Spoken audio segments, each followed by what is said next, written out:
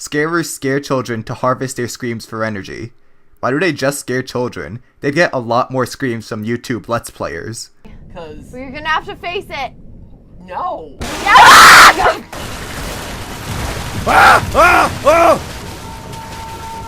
Go eat! Go eat! Eat!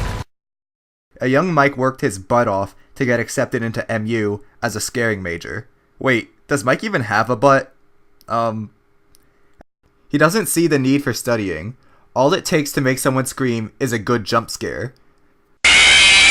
I love that this movie doesn't give the typical, always follow your dreams no matter what kind of lesson, because that's a bad thing to teach kids. I'm not saying that dreams are bad, but sometimes they get blown out of proportion, like that 4'10" basketball player example. Maybe he should try singing, dancing, or debating instead. And I enjoyed some of the nods to Monsters Inc., like Randall having a Winds of Change poster, and Mike's signature yell.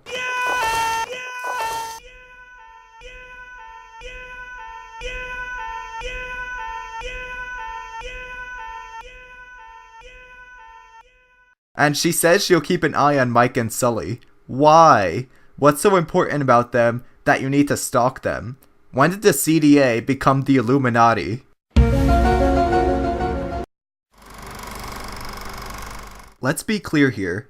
I don't think anyone's advocating for Poultry Park. Nobody wants to see people get attacked by giant, goofy-looking turkeys. Actually, I would love to see that. Just not in this series. And usually, when outside forces interfere too much, movies take a plunge. Feminism in the new Beauty and the Beast, Venom in Spider-Man 3, and do I have to mention the new Fantastic Four? The goal of these films is to provide a unique, entertaining experience and provide moral lessons, not to educate like Walking with Dinosaurs or Jurassic Fight Club. It would be like taking Indiana Jones as historical fact, that the Nazis were searching for the Ark of the Covenant and the Holy Grail, and Indiana Jones stopped them from world domination. Why don't we have Indiana Jones Day? He saved the world! Seriously, did the writers think they would get away with replicating the same exact story? Ken Levine, I'm looking at you. So, after killing Comstock, Elizabeth decides she wants him dead in every universe. Wait, Elizabeth, you may ask. If there are infinite universes, how can you kill every version of Comstock? Oh, player, she responds. Don't try to bring logic into this. Plasmids and gene tonics allowed the average person to do the craziest things by altering their genes. They allowed people to become faster, taller, stronger, but they also allowed people to shoot lightning out of their hand and shoot fire and summon a swarm of bees. Not the bees! Ah! Open my eyes! Ah! And it's also worth pointing out that both protagonists have shields, and the male leads are both named Steve. And oh my gosh, both Steves are played by a Chris, and they both sacrifice themselves in the end in a plane. Wow. Steve is then transformed and goes from the malnourished toothpick that he was into a male model.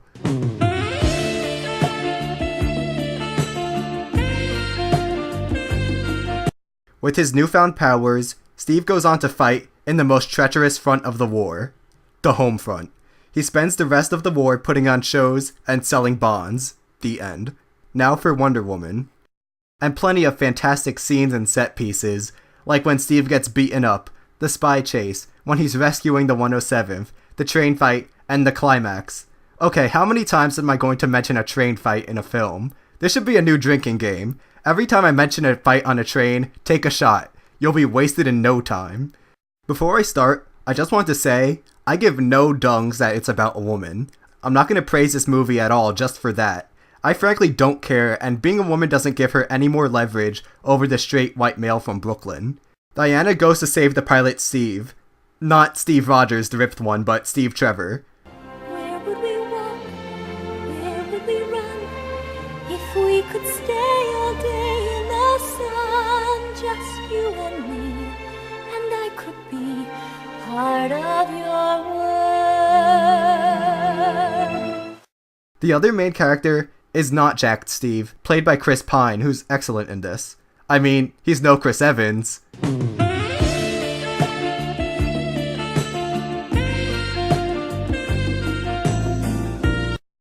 And that would be Agent Carter, or Peggy as she's called. Or maybe it's her great niece later, but for now it's Agent Carter. A British agent who works with General Phillips, played by Tommy Lee Jones. Phillips is played by Tommy Lee Jones, not Peggy, because that would be a really strange casting choice. But still not as strange as the new Flash Thompson.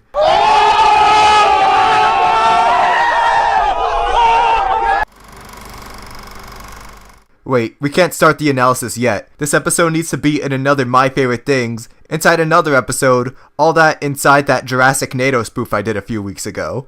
And every picture change needs a...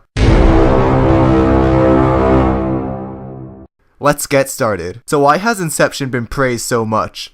Is it really all that confusing? What is the movie even trying to get across? Does it even have something to express, or has it gone too many layers deep to make any kind of sense? Dom's projection of Maul keeps trying to murder everyone and exposes him in the beginning to Saito as they try to perform extraction. I mean, she's still not as cruel to Leo as Rose in Titanic. Come on, at least Maul didn't let him freeze to death. What we see in Inception can apply to real life too.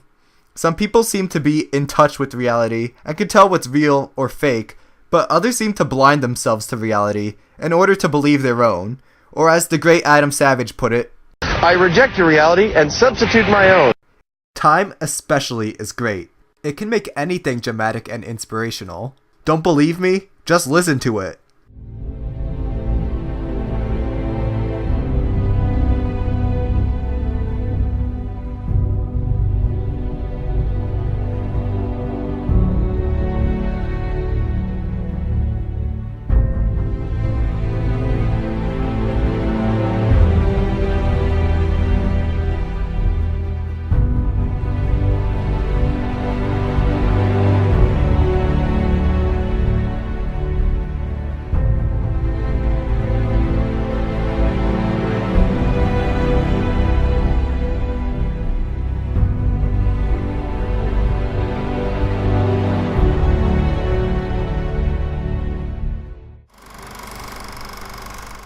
So, after all the dust has settled, is it really that bad? Or is it as good or better than the original even?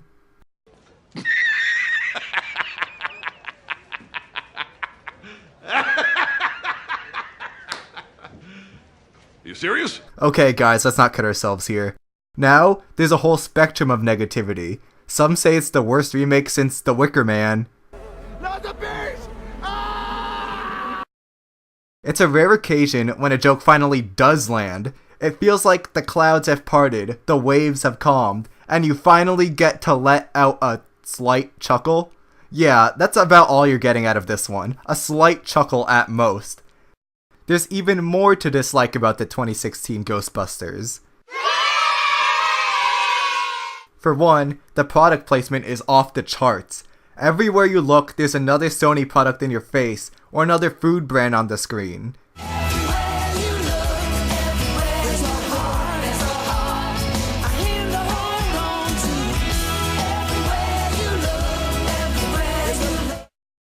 But they can't even play that right. The music fade is awful. Listen.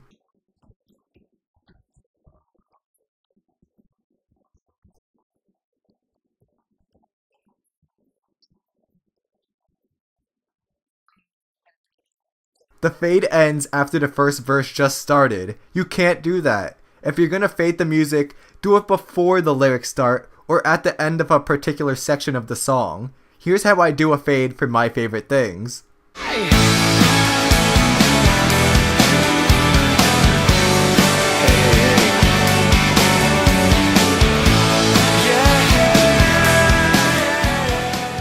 Here's the Ghostbusters equivalent to that.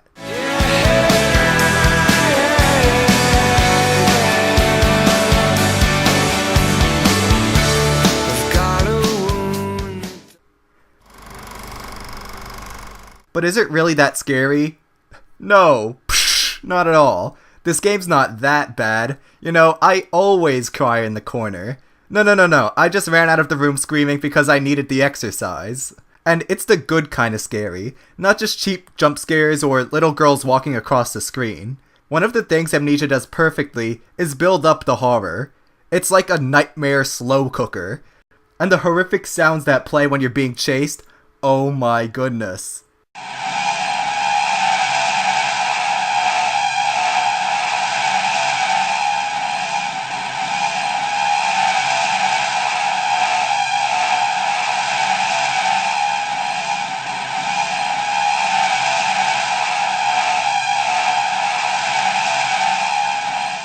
can also light up candles with tinder boxes scattered around the map.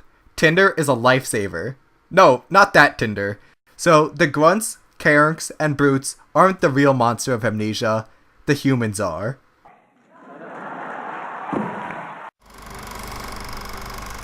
Wait, I kind of find the soundtracks a bit too, not boring, but unsuitable for the intro to a video. So I'm just gonna throw in some random music and hope it works.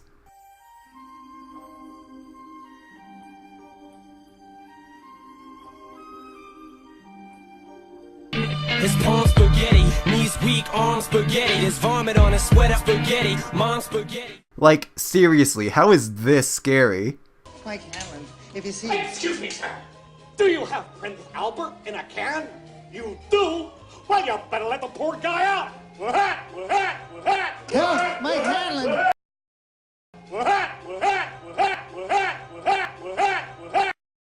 Part 2 sucks. It's awful.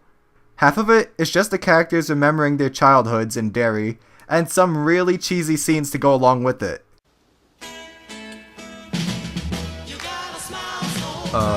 Guys? Hello?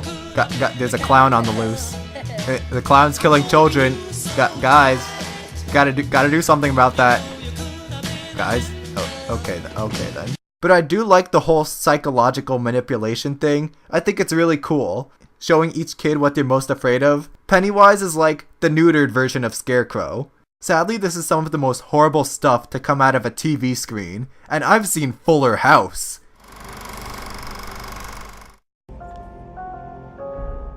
What are Batman's least favorite shoes? Killer Crocs. Okay, how can anything actually scare the player as Batman? He's a master martial artist who breaks people's ribs for a hobby. In the first Scarecrow encounter, Batman sees what he thinks is Gordon's dead body. Oracle, aka Batgirl on wheels, doesn't pick up his calls.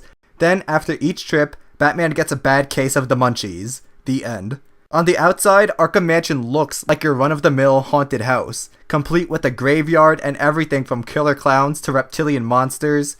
I'm surprised there aren't any ghosts or ghouls running around. Wonder who the main character of Batman Arkham Asylum is. So Spider-Man is really fantastic in this. Okay, I'm just joshing. Well, Batman is Bruce Wayne's way of coping with his loss. Of course, it's a very unhealthy outlet. Maybe he should have taken up golf or something. But anyhow, it's said that Batman has the best rogues gallery. Each one of his iconic enemies reflects some part of his character. The Joker shows the insane part, Two-Face shows the thirst for justice and his multiple personalities, Riddler goes with Batman's intelligence, Penguin and wealth, Poison Ivy goes with Bruce's love of gardening. To prevent the National Guard and SWAT team from invading the island, he threatens to poison Gotham's water supply, cause no one's ever tried that before. I don't like them putting chemicals in the water that turn the friggin' frogs gay.